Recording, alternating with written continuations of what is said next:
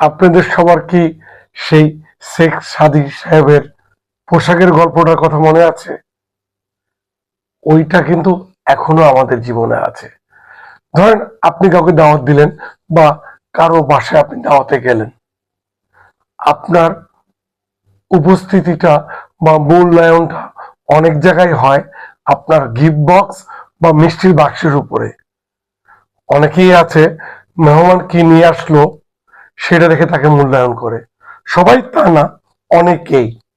আবার অনেক গেস্ট আছে যে নিজেকে জাহির করার জন্য ব্র্যান্ড কোম্পানির মিষ্টি নিয়ে যায়, অথচ সেই মিষ্টি কিন্তু সে খায় না, তার বাসায় নর্মাল মিষ্টি খায় বা নর্মাল জিনিসপত্র নেয়, কিন্তু অন্যকে দেখানোর জন্য সে একটা ব্র্যান্ড কোম্পানির বা খুব দামি একটা গিফট নিয়ে যায়।